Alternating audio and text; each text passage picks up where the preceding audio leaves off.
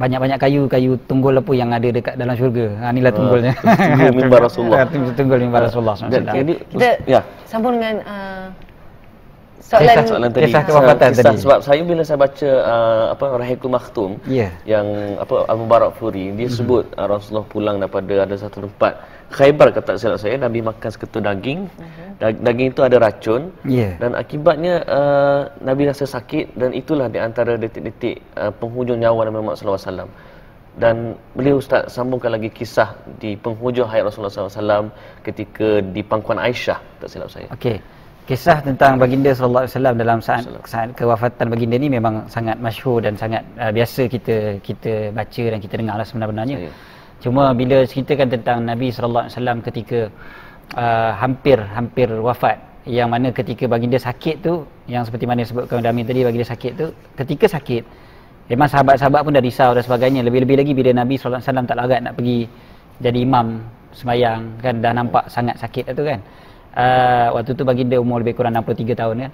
Jadi bila sakit tu satu hal, tapi lepas tu sihat sekejap. Sihat tu yang Nabi SAW sempat pergi ke masjid kan, masuk ke masjid dan jadi imam. Bila Nabi nampak sihat sikit, ada sahabat-sahabat yang balik ke rumah masing-masing. Sebelum daripada tu mereka tak sanggup nak balik pasal Nabi tengah sakit kan. Tapi bila mereka balik, lepas tu Nabi SAW masuk semula ke bilik, dan ketika itu bertambah sakit Nabi. Bila bertambah sakit ataupun kita kata bertambah gering kan, Nabi sallallahu alaihi wasallam di atas peha Sayyidah Aisyah baginda berbaring kan. Dan ketika itu yang malaikat datang nak mencabut nyawa tu. Cuma kisah ketika baginda dicabut nyawa tu adalah satu kisah yang agak penting untuk kita pelajari lah pengajarannya. Walaupun kisah ni agak lemah dari segi sanadnya dan sebagainya, tetapi para ulama membawakan kisah ni sebagai satu pengajaran. Ada sebagai suatu manakib, dia tak kisah walaupun sanadnya agak lemah dan sebagainya. Cuma bila Nabi SAW ketika tu Nabi SAW sakit sangat-sangat, yang dipanggil sebagai sakit sakaratul maut kan. Sakit sakaratul maut ni kita fikir-fikirkan terlalu sakit sampai Nabi mengerang kesakitan. Sedangkan Nabi ni bukan seorang yang lembik kan. Nabi SAW seorang yang gagah dari segi fizikalnya. Nabi SAW seorang yang hebat, sampai perang Khandaq yang berlaku ketika baginda umur 50-an, baginda boleh angkat seketul batu besar yang mana sahabat-sahabat tak larat nak angkat kan. Sahabat-sahabat yang muda umur 20-an, 30-an tak larat. Gagah Nabi SAW. Tapi bila sakit tu umur 60-an tu, bila sakit sakaratul maut tu, Nabi mengerang juga kesakitan. Dan bila Nabi SAW mengerang kesakitan, apa yang disebutkan oleh Nabi SAW, hanya Nabi bila mengerang tu, malaikat bagi tahu pada Nabi. Malaikat bagi tahu pada Nabi, ini kira diskaun lah ni.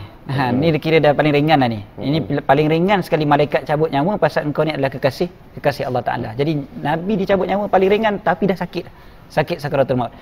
Nabi bila fikir macam tu, Nabi bila dengar macam tu, Nabi fikir lain dengan kita. Kalau kita dah fikir macam tu, alhamdulillah, lega aku kan. Tapi Nabi SAW bila dengar macam tu, Nabi terus teringatkan umat.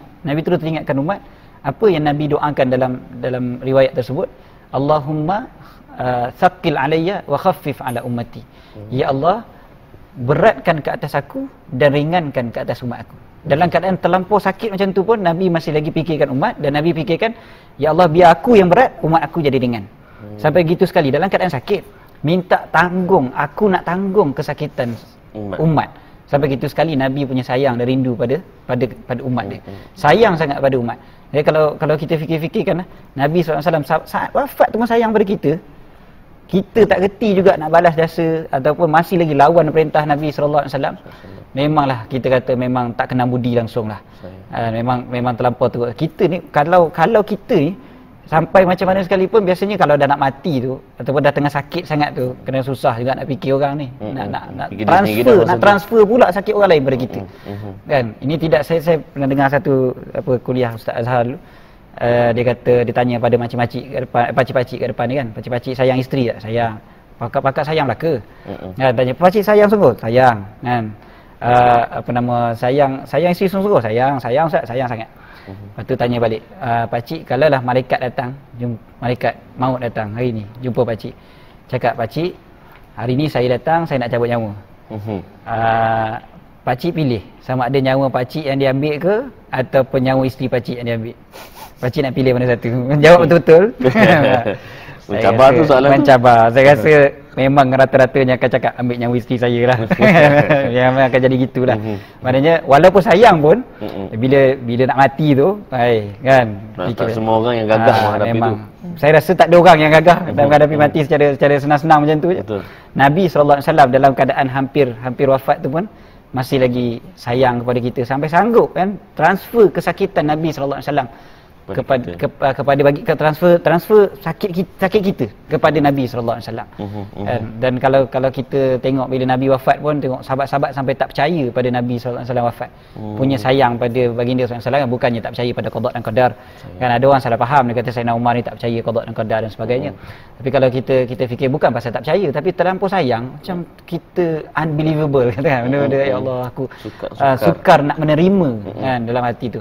Kita sekarang kita menerima pasal kita lahir pun memang Rasulullah dah wafat.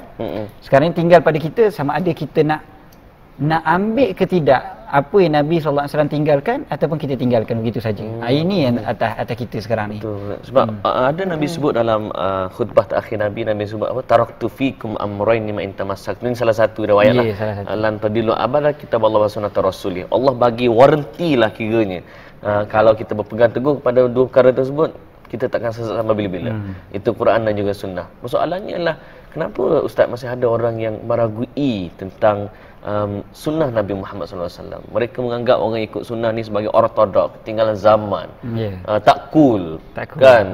Tak apa-apa. Bagaimana Ustaz? Dia kata apa barang nak ikut sunnah kan? Apa barang nak ikut dia kata kan? Skema, poyo kan? Okey.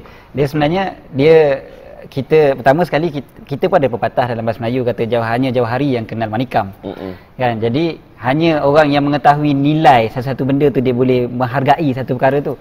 Hatta kalau kita tengok seni yang dilukis oleh artis-artis kita pun kalau orang yang berjiwa seni saja boleh hargai. Betul lah kan harga ribu-ribu lukis macam conteng kan. Kita tengok apa hal harga sampai berjuta kadang-kadang kan. Kita tengok macam conteng macam desain bacat macam tu je. Tapi pasal kita tak faham kan. Tapi bila dia faham, orang yang faham dia nampak ini berbeza dengan yang ni. Apa beza dengan aku cat macam ni je? Ada beza dia sebagainya. Tak apalah. Itu pada ahli dia. Sama juga macam sunnah Nabi sallallahu alaihi wasallam. Bila kita betul sayang pada Nabi dan kita faham kenapa kita perlu ikut Nabi, kita akan reti menilai sunnah Nabi.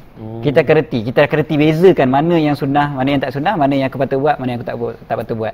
Dan sunnah Nabi SAW cuma satulah kita kena letakkan dalam minda kita juga. Bahawa sunnah Nabi bukan hanya sekadar pada pakaian. Kan bukan hanya sekadar pada kita nampak orang ni berserban berjubah tu confirm dia ikut sunnah Nabi. Itu pun satu sudut yang baik.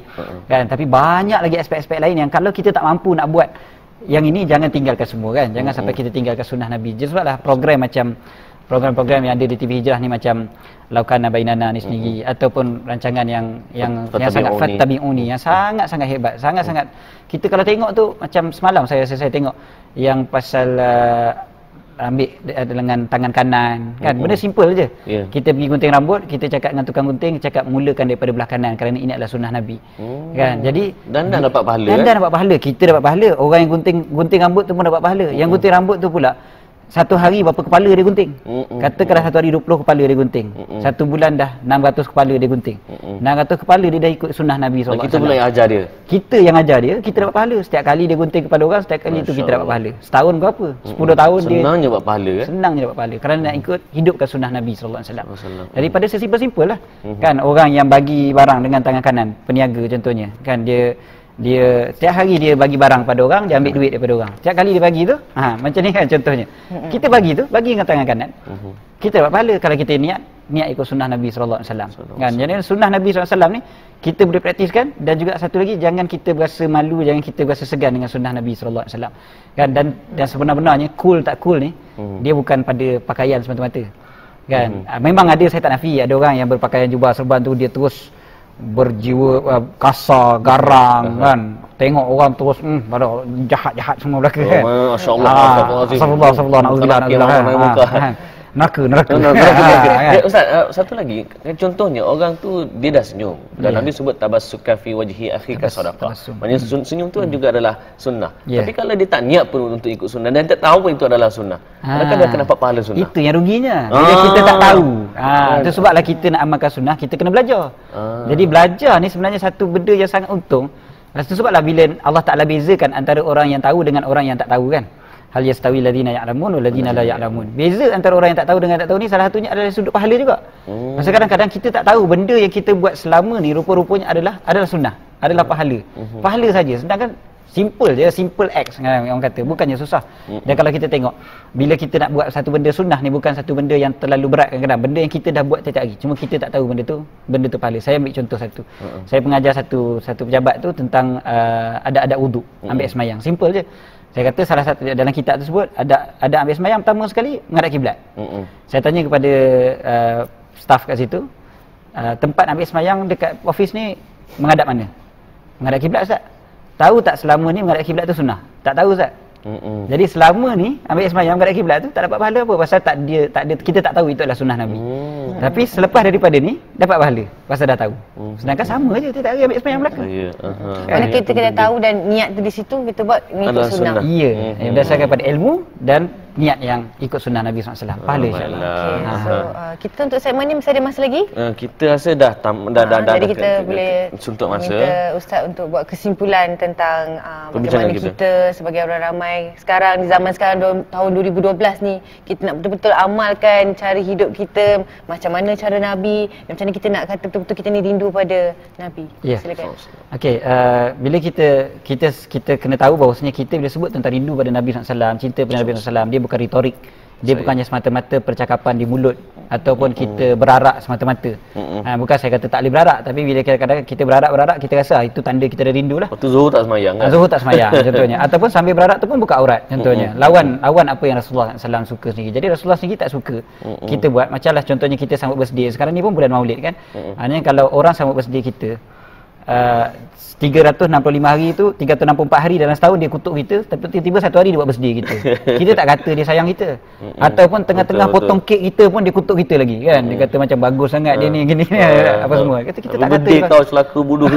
Jadi dia bukan seorang yang sayang.